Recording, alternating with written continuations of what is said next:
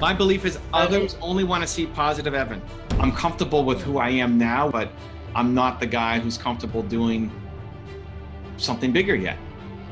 So like that's the next thing. I just think, what? That sucks. No, that's the worst.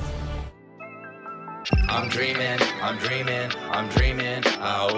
I believe in this dream I've been dreaming, oh, I'm dreaming, oh, I believe in this dream I've been dreaming, oh.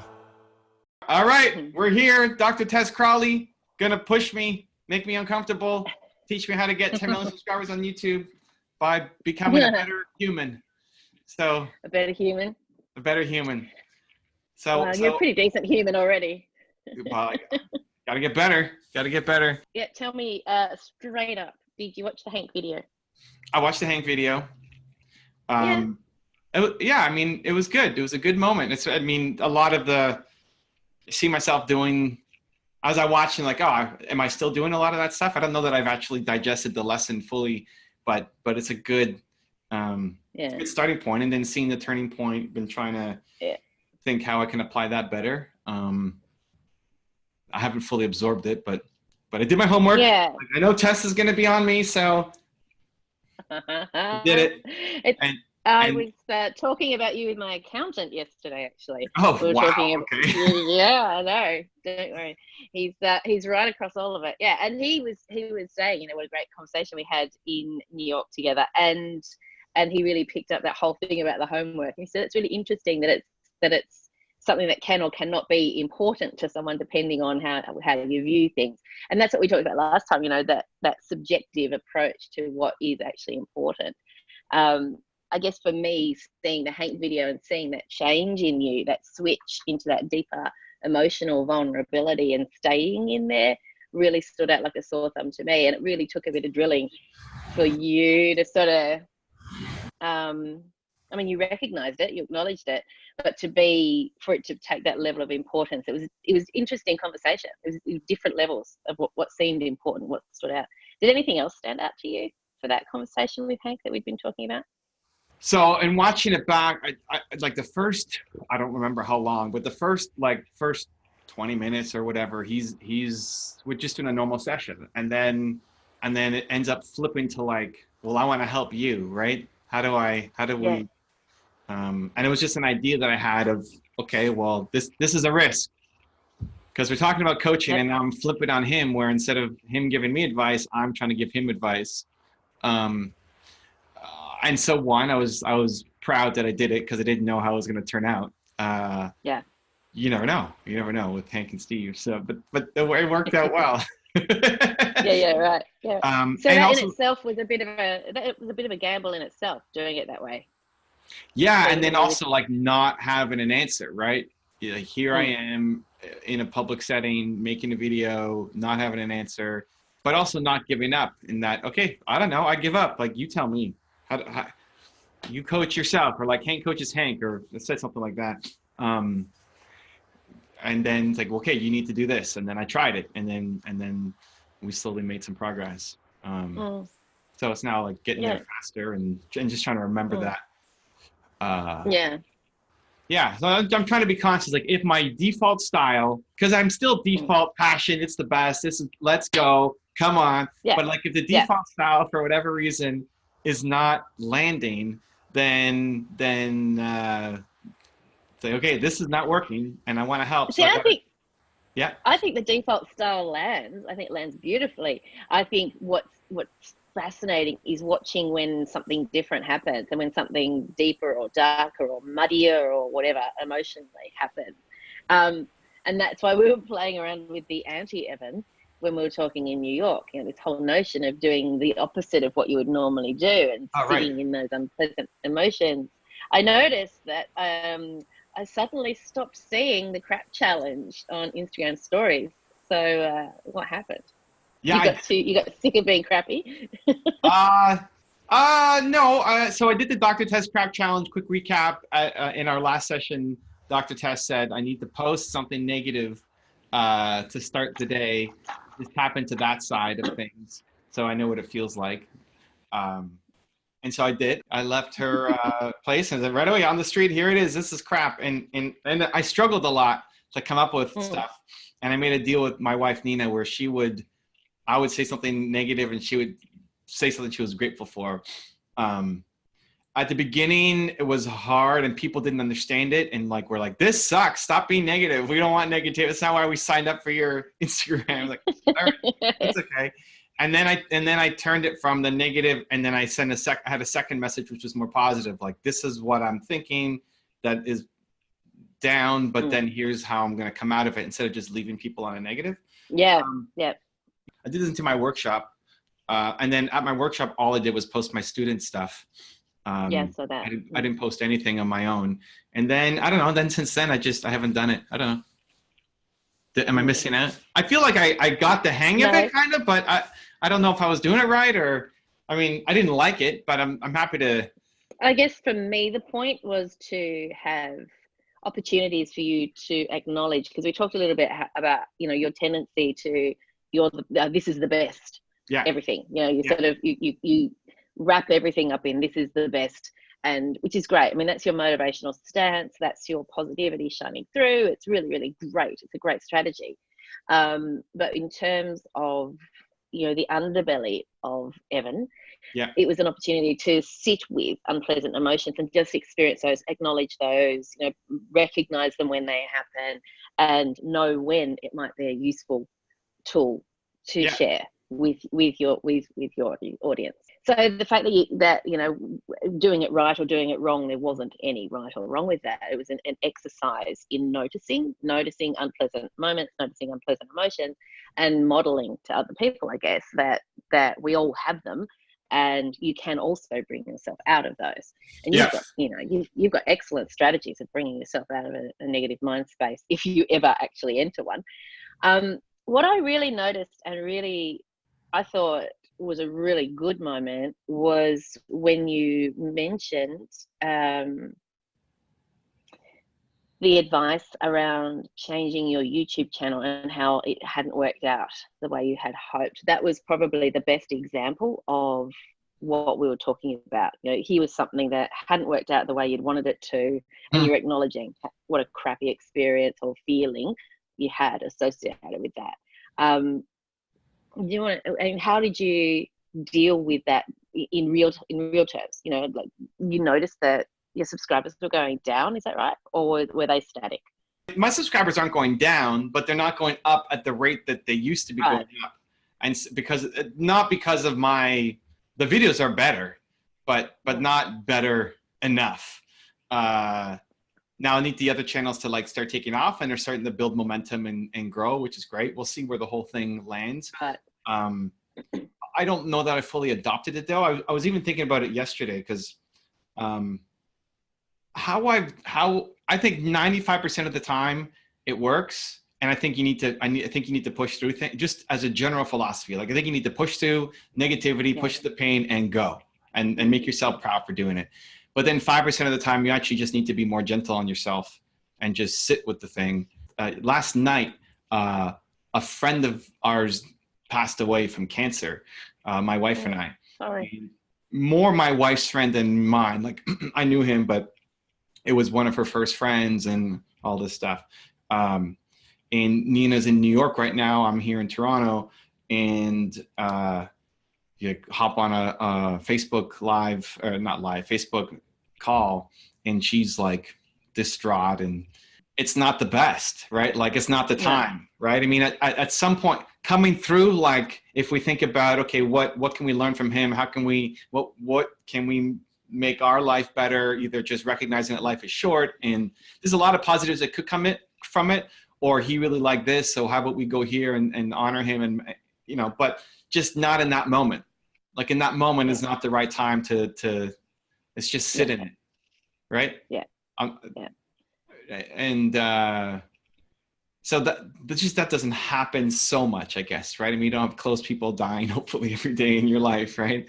Right. But the lesson's the same. There are moments where it's really appropriate to be. I often say to clients of mine, it's appropriate to be sad when sad things happen. You know, it's appropriate to be frustrated when frustrating things are happening. It's about how much time. I mean, grief is a separate thing. Grief, there are no rules around grief. Grief takes as long as it takes, and my heart really is with Nina. I've lost a close friend in the past. I know how awful it can be. And there are no rules around grief. It takes as long as it takes. But, you know, in the general run of things, frustration, boredom, anger, irritation, all those sorts of negative feelings, it's appropriate to sit with that and be gentle with yourself, as you say. But it's also appropriate eventually to give that a time limit and say, okay, well, now's the time to pick up and move on, especially when we're talking about business things. You know, we don't want to wallow when we're talking about, you know, our experiences in business. You know, we need to learn all of these negative things that we experience as entrepreneurs. It's fodder for growth, you know, and that's true in life as well. But it is appropriate to have the full suite of emotions.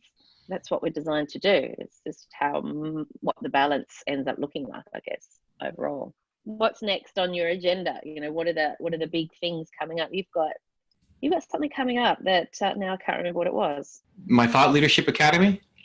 Thank you. Thank you. Thought Leadership Academy. So, I mean, those are my students in May that we just finished. So twice a year, we get 15 people who fly in from around the world, and I teach them growth. I teach them how to be a thought leader, and teach them how to build their business, build their impact, make money through social media, primarily Instagram and YouTube. And then we do it. Like, we're going to record a video. I'm going to show you how to record a video. We're going to make content together. I'm going to critique it and make it better for you. I'm going to push you outside your comfort zone. And the idea was, if I have you for 3 days, like, what can I do? How far can I push you? Not just through talking, but like in actually doing the work. Pull out your phone and make a video, and we're going to critique you. And again, right? For 3 days, let's go, right? And it's life-changing for people. So we just finished the May one. We're doing September. And this last one, people flew in from most of the US into Toronto, Canada, where I am, but also from Norway, Holland, and the UK as well. Awesome. So, somebody from Australia want to come next year, so September. So we'll see if he signs up. But yeah, it's exciting. Awesome. All right. Let me know if you need me to have a quiet word in his ear.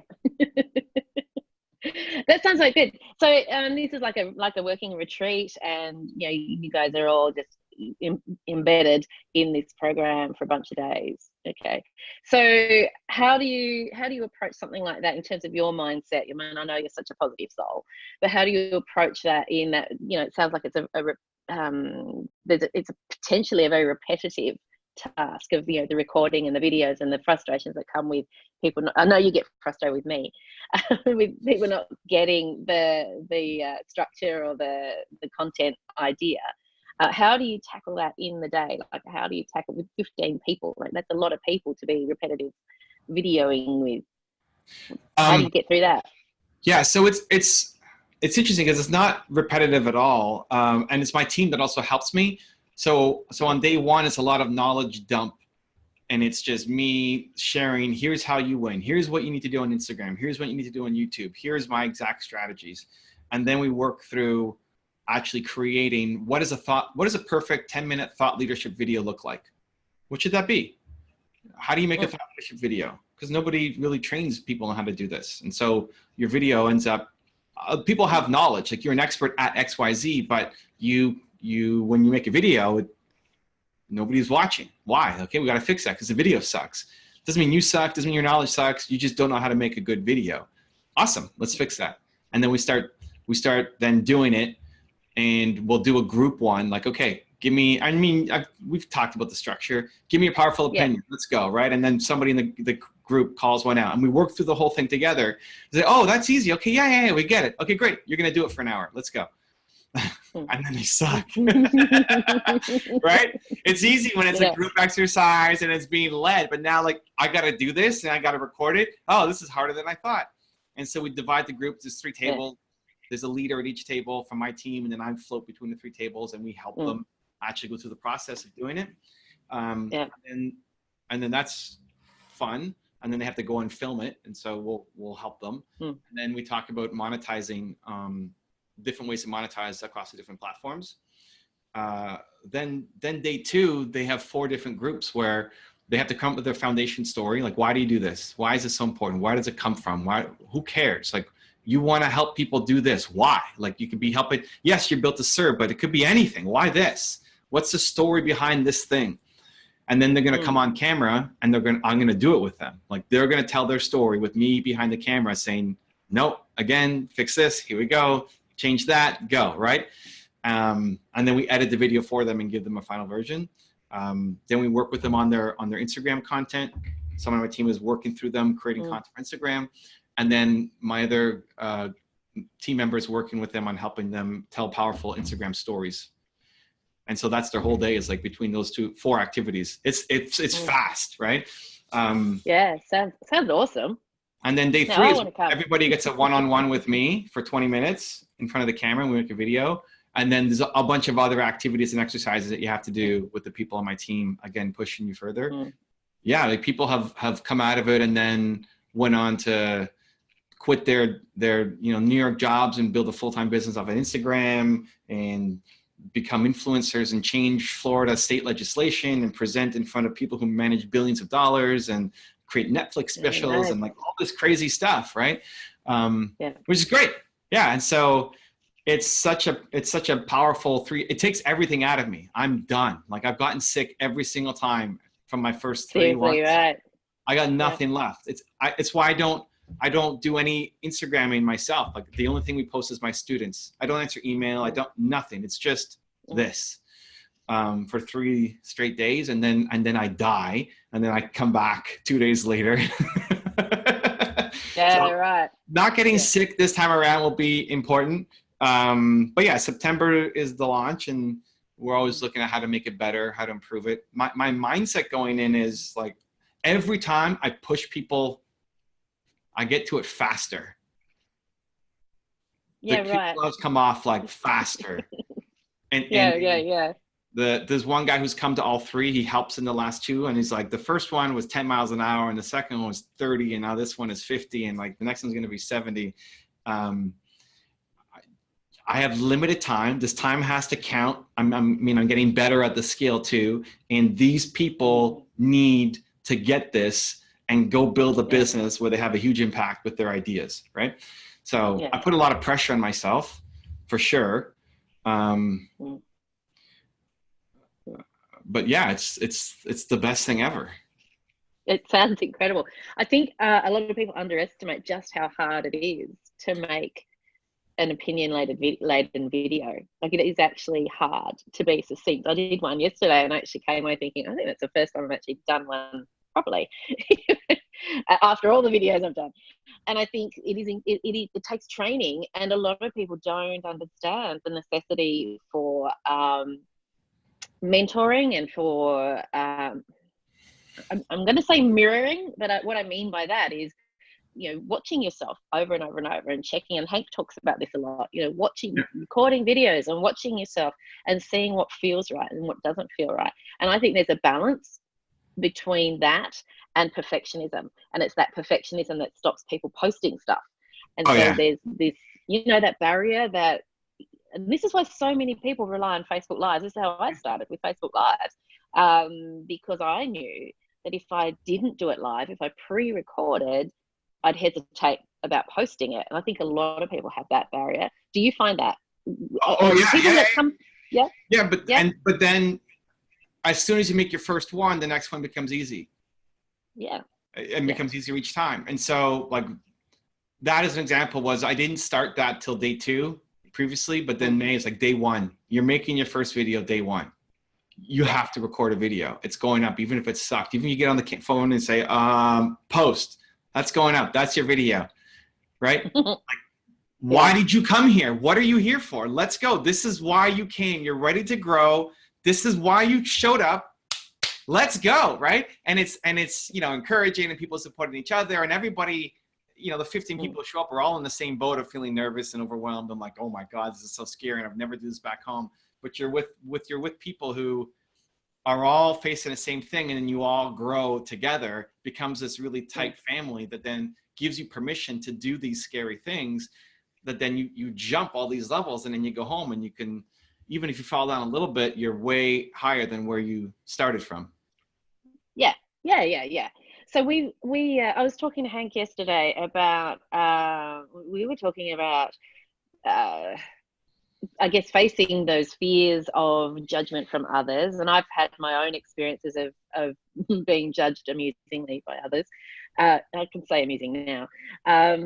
And Hank was telling me the story of another client of his who had, built up a social media profile and got judged quite harshly by his local community, pushed through that.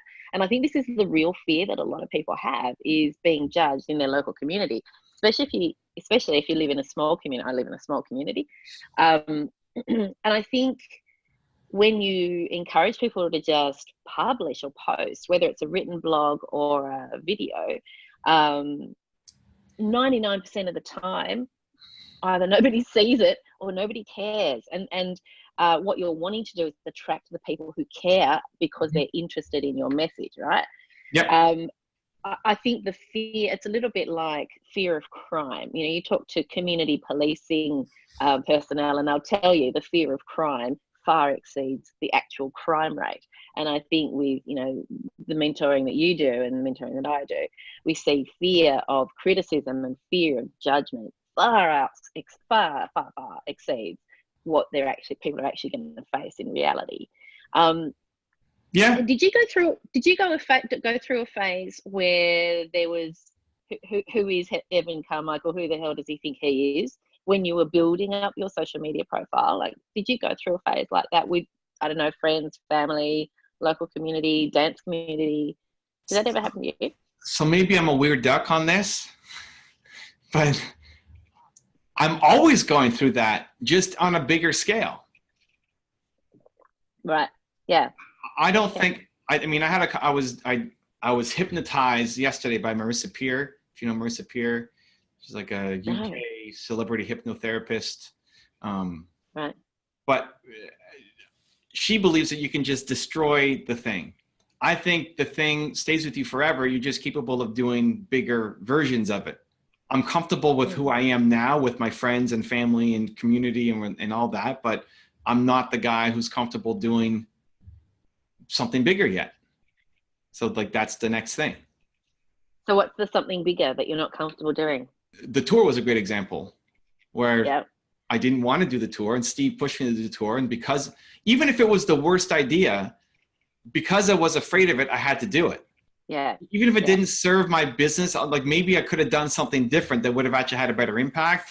The biggest thing was I was afraid to do it. So I had to do it. And then I broke my neck and I wanted to go home and I was afraid to make the video changing my pants and everything. Right. Okay, great. Because even though the video did not take off, right, and Steve was laughing at me. Did I tell you what happened with Steve in that video?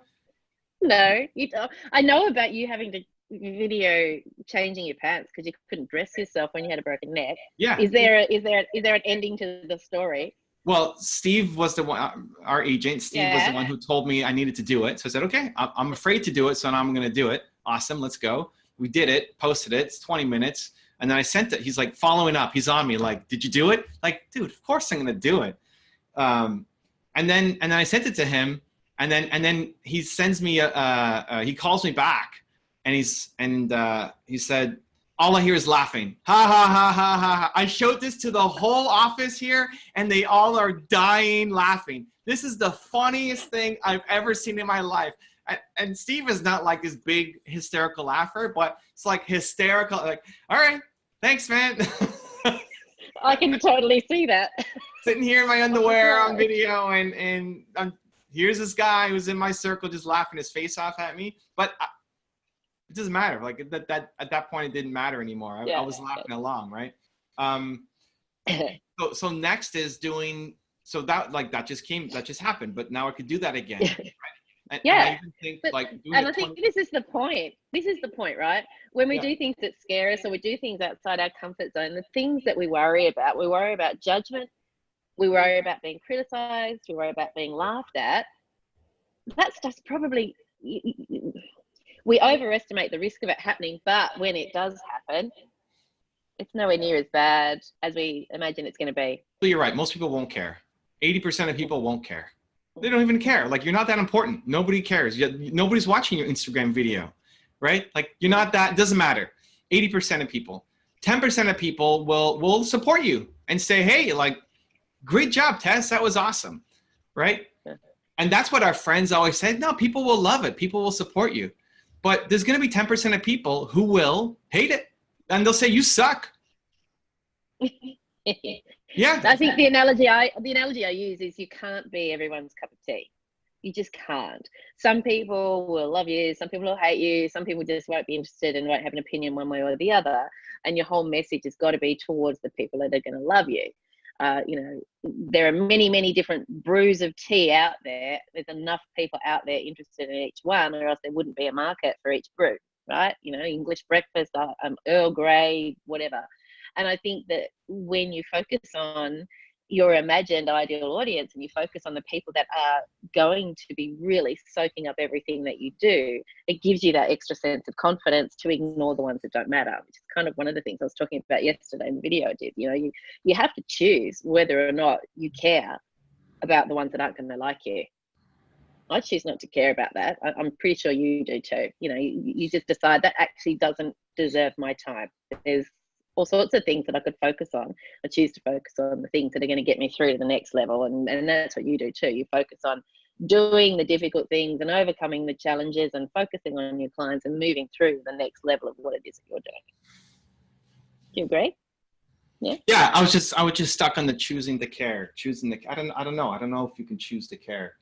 Yeah, of course you can. You can choose what you pay attention to. Yes, I think choosing is a logical decision for an emotional problem. And I don't know that you solve emotional issues through logic. No, but what you can do is you can acknowledge, and this is one of the conversations we've had ongoing, you can acknowledge the emotional side of it, and then you can choose to redirect your attention to something else. So you might be frightened of doing the thing. I know we're probably going to argue about this ongoing, I reckon. You know, you might be frightened of doing something. You know, it's that you can feel the fear and do it anyway, that kind of thing. But when you acknowledge what it is that's driving the fear, if you can pinpoint that it's fear of criticism or fear of judgment from your family, you can make a decision about whether or not to let that fear influence what you do next. Really? So still the fear is still there. Oh man, you don't like that at all. I don't know. I don't think you can solve a logical thing with an emotional thing with a logical answer. I think you have to solve it with the opposite emotion. At least for me, it's my one human's experience. So the whole, like, I don't like if you're nervous, tell yourself that you're excited. Yeah, no, that's not where I'm going with this, but I agree. Yeah. No, okay. Yeah. So if I'm afraid of my family's judgment about me on something, then the only way I know how to tackle it is not to tell myself I choose not to care about what my mom says, because I still care about what my mom says. Yeah, of course you do. But in the moment. So what you can say is, I've got my camera in my hand. I've just recorded this kick-ass video and I really want to post it, but I'm scared that my mum won't like it, or I'm scared that my boss won't like it, or my husband won't like it, or whoever. Okay. So you can choose to let that fear shut you down and not post the video, or you can choose to confront the fear, post the video anyway, and see if your fears play out. And if they do, deal with them then. So we do this a lot with anxiety management, right? People have all sorts of what ifs. What if this happens? What if that happens? What if something else happens? Which keeps people small, especially when they're anxious. And what's really important, you write down a list of all the what ifs you've told yourself over a 2-week period. Time and time again, people come back to me and say, I've got this huge long list of what ifs that came into my head. Not a single one of them actually happened. So, what if? So you can choose whether or not you let the what ifs dictate your actions. And you think people can do that by themselves? Totally. Well, I shouldn't say by themselves. Yeah, why not? People do that all the time in the work that I do with them. Well, many psychologists, this is our bread and butter work, teaching people how to do this stuff. Well, I think when you're with a psychologist or a friend or a loving person or somebody you respect or a mentor, something else, I think it's the transfer. I think you solve an emotional problem with the opposite emotion. So I think it's your confidence. It's your confidence, your hope, your belief in them that makes them feel like your strategy, your logic will work. This is my take. That it will work. Take, yeah. And then because I said it's going to work, then I'll do it. And then it works. But I couldn't imagine somebody doing that on their own, of like, they're afraid to post something and then they will write out a list of all the things that what ifs, and then just see if the what ifs come true or not. I think somebody paralyzed by fear is not gonna, they need to feel I think there's, yeah, okay. And I think maybe what we're talking about is a spectrum of fear. You know, paralyzed by fear is one end of the spectrum. Most people have those doubts, right? Most people have, you know, they've recorded a video, they've got a doubt about whether or not to post it. And most people, especially people you and I work with, will eventually choose to do that. And I have, you know, people do, there's a percentage of people who figure that out for themselves. It's just not exclusively down to piggybacking on someone else's confidence. It helps to have a mentor, absolutely. Otherwise, you and I wouldn't have businesses. It helps to have a mentor. We do help people get across the line with various things. But you can start people off on the right track. And I've certainly seen it in my psychology practice with anxiety management in particular.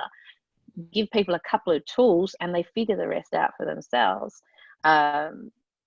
And 9 times out of 10, if they've got the right foundation of tools to overcome those what ifs and all those fears that haven't got any basis in reality, they gather their own body of evidence and move forward from there. But I think the reason why they'll even talk about the tools is because of the emotional transfer of confidence from you or somebody else to them that gives them hope that it's possible. Like when I'm pushing somebody to go on camera and make a video, they would think I am not possible. This can't happen. Even though here's the technique, follow this system. It's like my confidence in their ability to get through it is the thing that carries them through to actually try. And then once they do it, they realize, oh, like that wasn't that difficult. I can do it again. And these tools then help me. But I don't know. I don't think you can solve an emotional problem with logic. Well, you're the expert. This is me. Maybe I'm the crazy person. Maybe I just can't do it myself. Or maybe this is the whole thing for me. I think, well, you know, I think about all the people who watch your videos and aren't personally mentored by you. They're vicariously mentored by you, right? Yeah. Yeah. So lots. they don't have, there'd be a percentage of them who don't have a sense that you've got personal faith in them personally.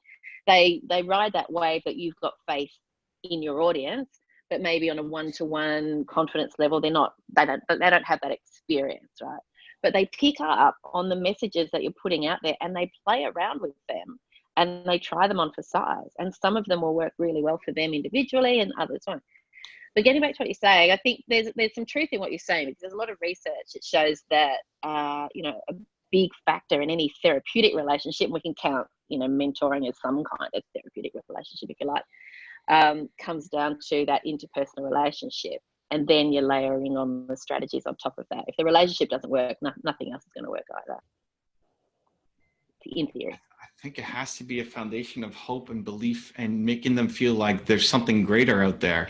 And then the stuff that you tell me, even watching a Hank video back, like I didn't think it was important, but then you said, no, it's actually important. Like, okay, it's my, I trust I'm going to learn something the second time through, because not just as a strategy, but like, no, this is actually important.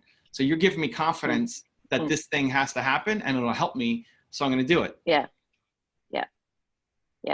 We may well be on the same page, but just calling it different things. I think that's always a possibility. I firmly believe that people decide every day what they're going to let call the shots in their lives. I'm anxious about asking this person out on a date. I've decided I'm just going to do it anyway. That kind of stuff. Still feeling the fear, you're doing it anyway, that kind of stuff. I think people make decisions about that, whether they're out loud decisions or, subtle decisions, I don't know. But I think people make decisions about that all the time. That's why I think if you can summon the, like, this is scary, but I do scary things. I'm a hero. Yes, that's right. I Yeah. might fail, but I do scary things. Yeah. It's switching the emotion to then whatever. You're going to ask her out, okay, what's your line going to be, and what's your approach, and whatever, all the tactics. There's a million tactics, but without the feeling of, right, that emotion, then this is why, like, for the thought leadership videos, you have to lead with a powerful opinion. If you just lead with, you do this and this, and it's like, who are you? Do you even care about me? Right? Yeah. You won't listen. I don't think there's, There's no, you know, I'm not saying that you're going to switch emotion off. What I'm saying is you're going to switch the chatter up here around. You're going to recognize what's going on up here and switch the direction of the conversation in here. Because that's that.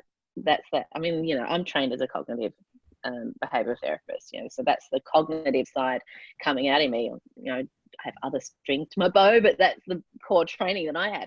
You can grab hold of the conversation going on up here and decide whether or not you want to participate in that conversation anymore, or whether you want to have a different conversation. The emotion is still there. We're not negating the emotion, but we're you know, changing the story we tell ourselves about what we're capable of doing in the face of that emotion. That's possibly a different way of look at you. I think we could argue for days about this. It'd be lovely. It's all good. It's great. So what's my challenge? What do I need to do? Do you have something coming up that is going to be a challenge for you in the work that you're doing? Something that's going to be difficult? I'm going to Tony Robbins' event again. He invited me down for the Dallas event next month in July. The last time I went was in November, and that was super awkward and amazing, where I started hugging. Why was it awkward? Oh, I came up with the idea for some reason that I needed to hug people. Just to, he said something about hugging. I thought, I'm not a hugger. I was like, okay, well, let's break that. Not that I need to become a hugger, but the fear of being a hugger now bothered me, and I had to crush this. So because I wore my gear, a lot of people would recognize me. It's my tribe, right? Like, people who follow Tony Robbins follow my stuff. And so I was getting stopped all the time. And I turned the sign of, like, if somebody should put out their hand, I'm going for a hug. Hand hug. And I would say, hey, let's hug instead of hugs over handshakes or something like that. And I did that. And then one woman in my group said, I didn't realize you were such a germaphobe. Like, germaphobe? I don't know why. Because you don't want to shake people's hands. Like, I'm not a germaphobe. And they were standing at this table where people were, like, having fast food, and then I just, like, licked the whole counter. But then I had to, okay, so, like, I needed to fix my approach for the handshake stuff. And so the next person who put out their hand, I didn't know what to say, so I froze. And so I just hugged this guy, and then I said, I love. It was the most awkward, like, hey, I'm a big fan of your channel. Hey, I love, right? Like, oh my God, this is so bad. I don't know what I'm doing here. And it progressively got better to the point where then, even at the beginning of my tour, I was hugging everybody, and then I stopped because it wasn't scary anymore. Like, hugs, handshakes, whatever people want, I'm good with, right? Mm-hmm. So that was a embarrassing, amazing sequence. Yeah. So you're good at that. Embarrassing sequences. I mean, I'll attack things. I mean, I get when you said I don't like vague things. It's more like, not that I'm fighting it. I just want to know what to do, and then you give me something specific. Not you, anybody, right? And, like, I'll take it on. Like, let's go. So, you know, got with Tony's stuff. You're doing all sorts of weird things. I don't know why that came to me, but, you know, idea to action, you do it. So I don't know, maybe is there a challenge I should be doing that then? Well, I'm curious to know, when I asked you what challenges you had coming up, you know, you mentioned the Tony Robbins thing straight away. So what is it about the Tony Robbins thing that presents immediately as a challenge? Obviously you've got the past history, but what is it? You know, what are you anticipating about this future? I think it came because I was remembering the last one and, like, how embarrassing it was and how awesome it was. I mean, it sucked at the time, but that's the best, right? Like, here we go. We're getting better. It became a great story. there were a lot of weird moments like that. Like I'm sitting in the front row and these security guards are going around the table, going around the room. And they have these stations. And then when every 6 minutes, 10 minutes, they would swap and they would do this little fist bump to each other and then move on. Right. So then I thought, hey, I want to give a fist bump to security guard. So when the next guy came by, fist bump, I put my hand right out there and nothing. He sees it, looks at it, walks away. And I'm crushed. Oh my God. I'm here in the front row. I just got owned by the security guard. This sucks. But then I thought, as soon as I tied the service, right, then I thought, you know what? Like whoever saw me, this is the most embarrassing thing of all time. I just got like, it's visible. Okay, I'm going to keep doing this until I get one. And you know what? It's going to serve as a inspiration to anybody who is watching. So like 5 or 6 later, finally one guy like gives me a fist bump. I'm not like, I'm celebrating inside. Like this is the greatest moment of all time. I love that.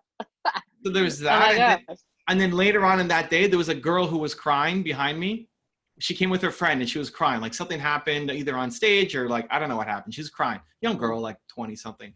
And in my head, I'm like, I should just go hug her or something. I don't know. Like, I don't know her. Her friend is right next to her, but I felt like she's obviously feeling something, is not getting what she needs from her friend. And I don't know. I felt bad for her.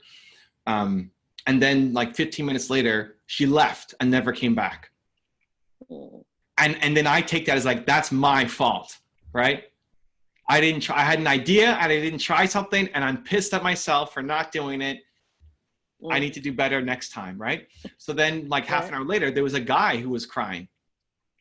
And so I just went down and I sat next to him and I just hugged him for 10 minutes while he was just, I don't know. What's he crying about? I don't know. He's sitting there crying. I had the girl in my head, so I'm going to go there and hug him. And then he just said, thank you after and like touched my shoulder. And then I didn't talk to him at all, but it helped him through that moment. Right. So there's a bunch of stuff that, I mean, I don't know if you've been to a Tony Robbins conference, but there's a bunch of stuff that happens that is weird like this. So, I mean, I'm already way more prepared for it than I have. It's my third time going. I've already grown a lot since the first time, but I don't know. It came to mind because you end up in a weird environment with people and it's outside my normal, like Evan Carmichael world of what I do day to day. So weird stuff happens. There's probably a lot more stories I got to figure out. Yeah. Is this linked to you? Did you tell me a story a long time ago about, a while back, about feeling awkward at a dinner? All these people who gathered after a conference. That was a YouTube event that I was one of the speakers at, and I just stayed in the lobby while all the speakers and VIPs went to dinner. And this is a thought through my head. And maybe this is something that if I catch, you'll do it again. I don't know. So it's like they were going to go-karting and dinner. So we're all at the hotel. The venue's there. Like I have my room and everything's contained. They're going to go-karting and some dinner out in the middle of nowhere. And in my head is like, how do I get back? Like if it sucks, how do I get back? And so I'm not going to go. And I just stayed in the lobby and helped. It became the greatest thing of all time, like just helping the entrepreneurs until 2:30 in the morning who were there. But the fear, I guess, was, I don't know if I can get back. I don't know if I'm going to like this thing. Group situations. And the inability to leave if I didn't like it. I mean, I guess I could have left, but just I don't like public or like not public.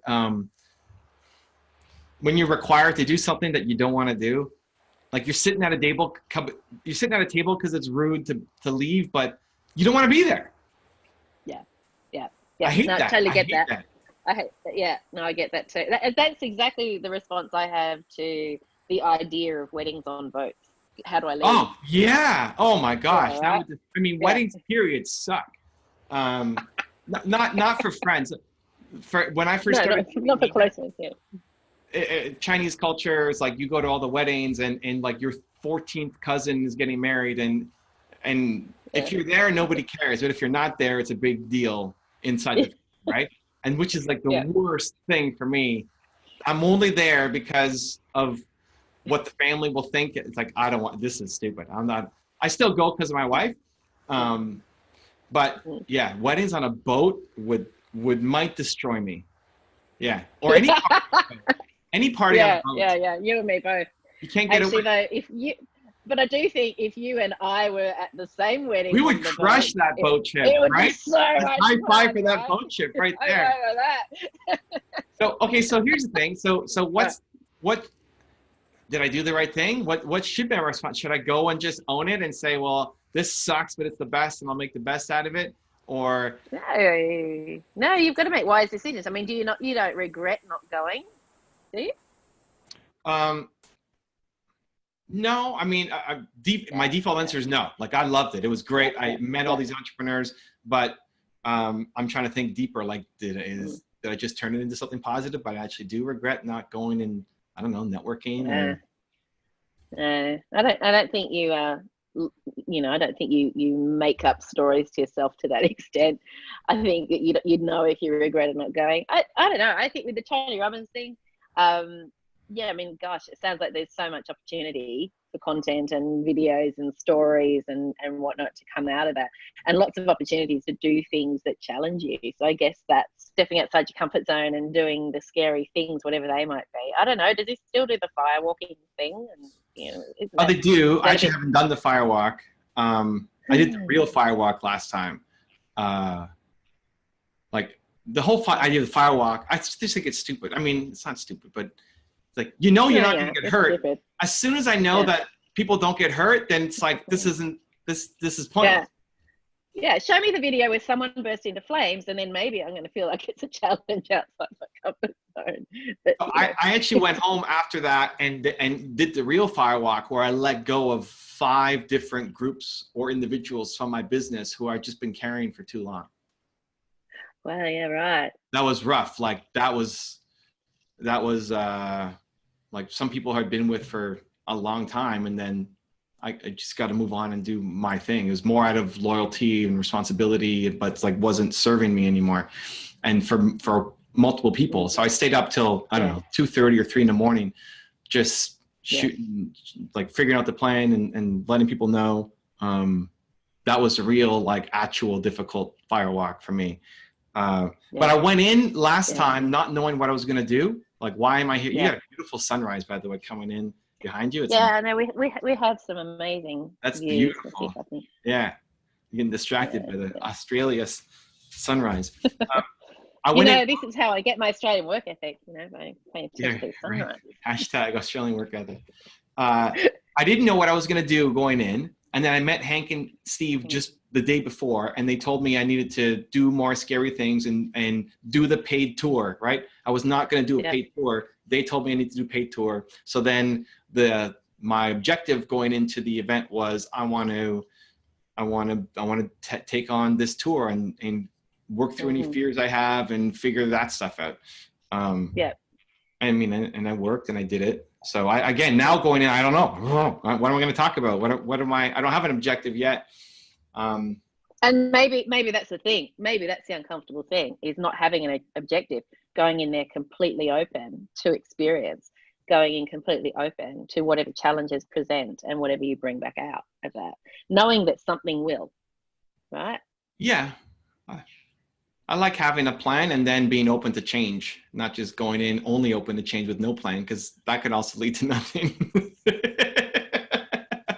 At least I got what I came for and planned. Yeah, right. Okay. I mean, are there people that you want to meet? Are there people that you feel out of your depth if you were to approach them for a conversation? I mean, there's all sorts of things there that you could really challenge yourself with. I mean, honestly, I'm going because of one of the guys on my team. He's going through something and he wants to go, so I'm going with him and I'm taking him. I wouldn't go by myself. Like, I don't feel like I need it right now, but I don't want that to cloud my, like, I'm not going to mail it in. I want to still, because if I just say, oh, this is boring, I've seen all this, whatever, then it's not going to be fair to the experience with him. So that's why, like, he has a burning need to go for work something out. But I'd like to not just be his support, but also learn something. So I don't know. I could think on it. Just thought of Dr. Tess had something ingenious for me to. I don't have security anything. Guards and do more of that. What? Do more of that. The fist pumping with security. It is such a challenge to get a smile out of security guard. You know, I mean, that is a great challenge. But no, that's not really your homework. I don't have homework for you this week. How's that? I just think that sucks. No, that's the worst. I like homework. What are we doing here? We're here to grow. We're just here to chat. No. I would really like you to, I don't know, play around with that idea that we were talking about before about making decisions to overcome negative self-talk, negative, you know, the negative chatter in here, the limiting chatter, like observing how you do that. Because I have no doubt that you do it, and you might call it something else. You know, that stuff we're arguing about before. Yeah, maybe keep a note. As soon as I find it, then I have to attack it. That's my solution. I think the problem is not knowing where I'm subconsciously or automatically I believe that I suck every day because of my thought patterns, but I can't until I am aware of them, then I can't change it. But once I'm aware of it, I'm pretty good at like attacking it as my highest priority in life. So what's your biggest tendency? What's your biggest tendency when that stuff that you attack? Is there a theme to the stuff that you have to attack? Is it fear of judgment? What is it? It's still likely, I think my biggest fear is still disappointing people, which is kind of judgment, slightly different. It's kind of like I'm not good enough, kind of imposter stuff. Sure. Like judgment of making an embarrassing video or walking in my bathrobe somewhere or whatever, like that, whatever. That's what I would normally say judgment, but disappointing people is still judgment. Like somebody's come and they're disappointed in what I came, like they wasted their time, they wasted their money on something that I created. So the pro is I always over deliver and invest everything to make this happen. But there's still the fear of, I'm going to disappoint people if this doesn't end up in a good result. So where am I next afraid of disappointing people? I think that'll be my default point of weakness. When a new idea comes, you challenge me with something, Steve challenged me or somebody else, my default point of weakness would be, what if I let people down? And then as soon as I catch that, then I'll say, well, now I have to do it, because that's the fear. I have to do it because that's who Evan Carmichael is, right? That's my identity. I do these things. You do these things. So I have to stay consistent with myself. Yeah. Well, that's true. I mean, it's a hard one to challenge because you don't want to set yourself up deliberately to let people down just so you can work through those feelings, and that's not going to work. But I think that sometimes I've challenged you on this before, and I think you've only ever been able to give me one example of where you felt that you actually let someone down. Oh, and sure. That was the guy with the blog post, right? This whole thing with us started because of the Tony Robbins thing. Like November when I went, Hank and Steve then after our meeting said, Evan, we're going to do a show. I want you to do a show where you share all the things where you failed. Right.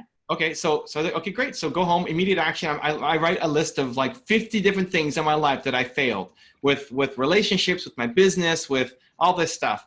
And then my default is always going to be like this. I will share about myself, but I'm not going to throw my wife or ex-wife or whoever like under the bus, right? I'm not going to do that. Yeah. But apart from that, I'll do anything you want. But then as I looked at the list, like I could share all these stories. This is not a challenge. It's not great. Like let's film it right now. Like come over, get your crew, we'll film it. No, I'll cry, whatever. Like I'll go in deep. It doesn't feel difficult or painful. So I said, you know what? You gotta get on once a month with Dr. Tess. And that's how this whole thing started. Yeah, legit. So, yeah, you want difficult and painful? Go talk to Dr. You right? That's it. Put that on your website. If you want difficult and painful, call Dr. Tess. All righty. I love that. I love it. That's so flattering. Thanks. So, but I'm curious to know, what did you get out of writing a list? Like spending the time with that list. You know, what did you get out of that? You know, we've all got things that we're not proud of, or we've all got things that didn't work out the way we wanted. What? I feel like the list? I have the list. Yeah, right. The pain hurt list that I did at like 1 a.m.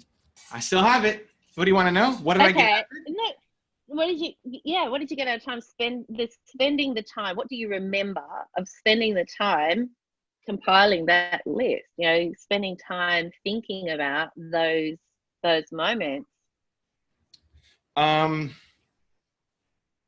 One, I mean, I had to think.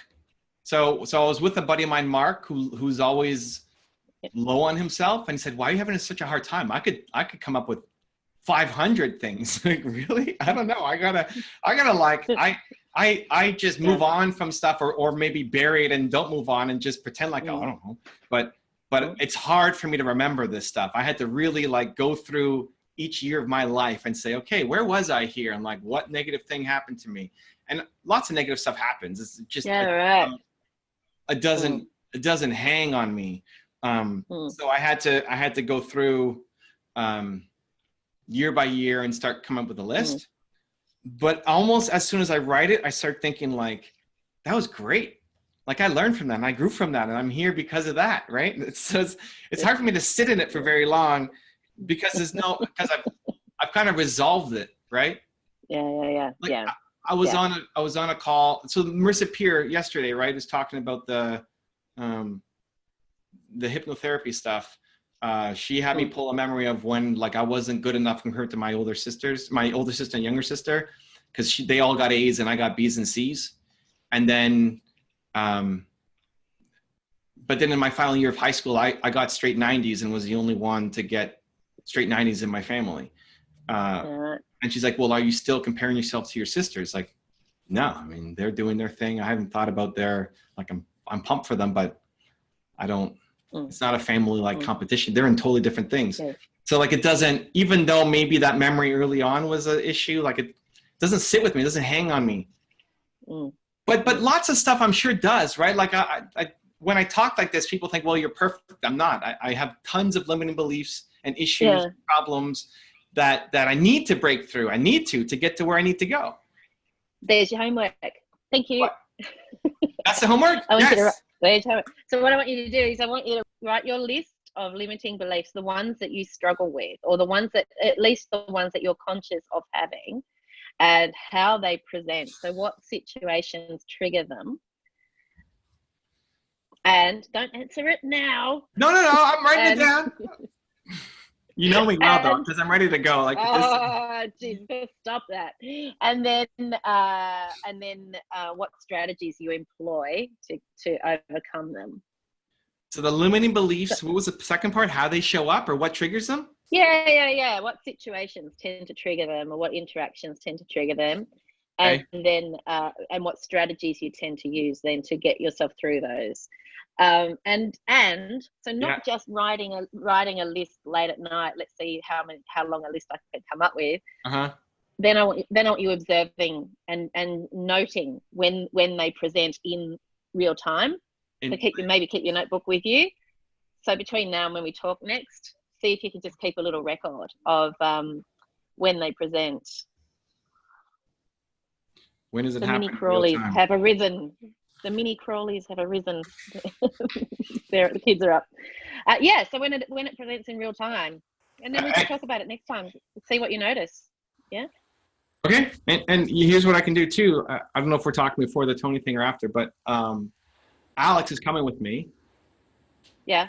For 3 days. It's all day. Like you're attached to the arm for all day, right? So I'll get this done before as we go, and then I'll show him the thing too. I'll show him my 5 or how I need 5. You said 5 or whatever. How many? No, No, however many, whatever you discover. Oh, however many. I'm not good with that. I'm gonna put 5, because then I'll You put like see, you 2. just need these parameters. No, 17. You need to find 17. 17? There's no answer. There is no answer. I don't know the number. It's not a mathematical equation. It's the Well, because stuff one that is tips you easy. over. One is easy. The fear of Yeah, disappointing and one's people. not enough because there'll be more. There'll be more than that. Well, There'll one's be not more enough, than so we need more than one. I'm putting 5. If we get more, we'll get more. And I'll ask him like, hey, this is what I'm. These are my 5 limiting beliefs. Yeah.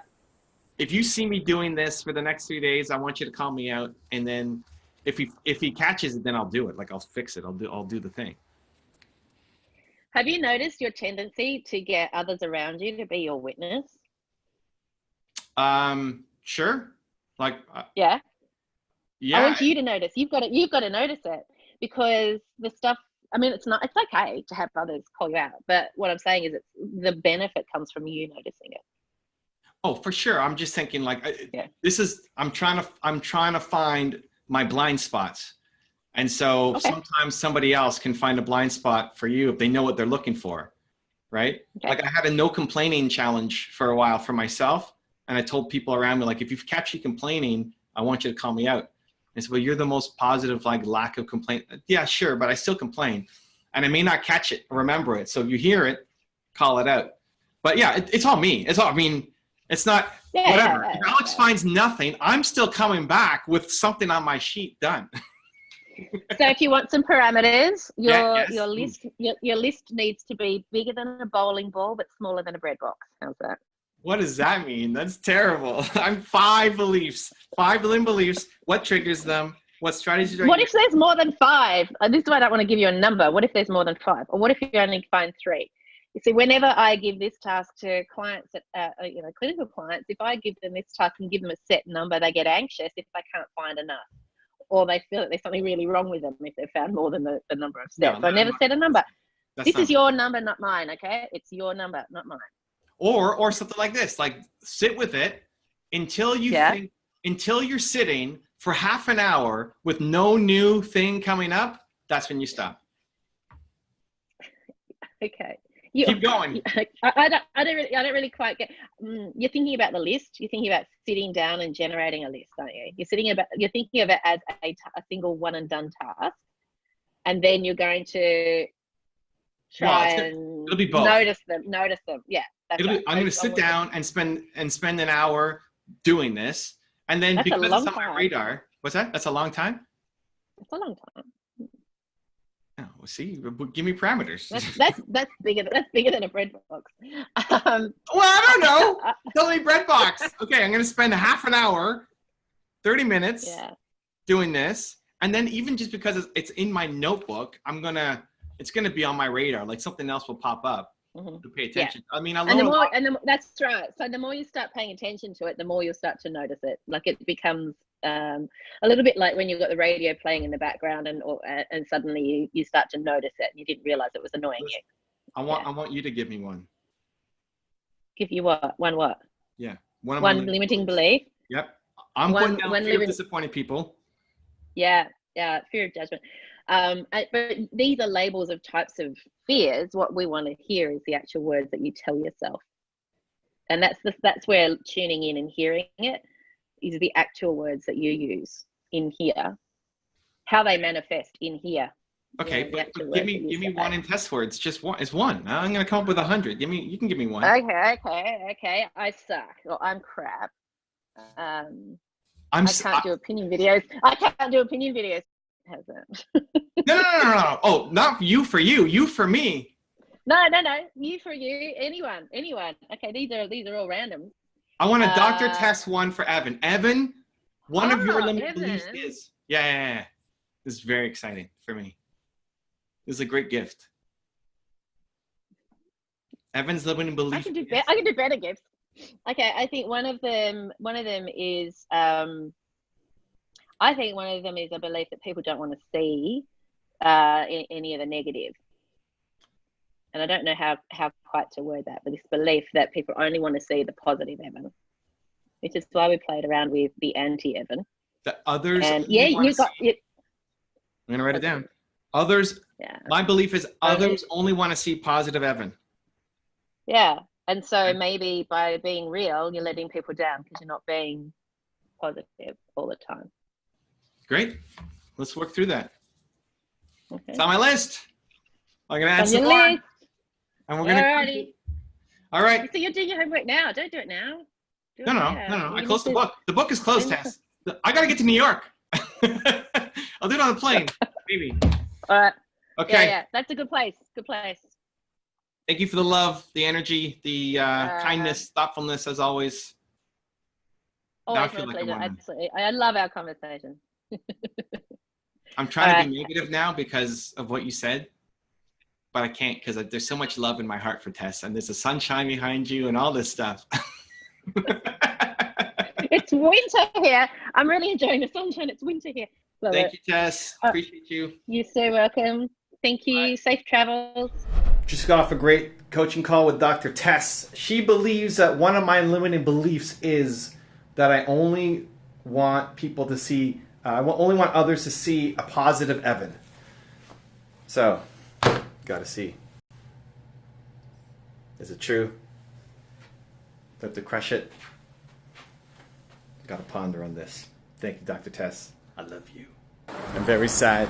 I wanted to do a poll asking you guys to give me questions where I could be negative, and Dr. Tess wrote back to say, stop looking externally for answers.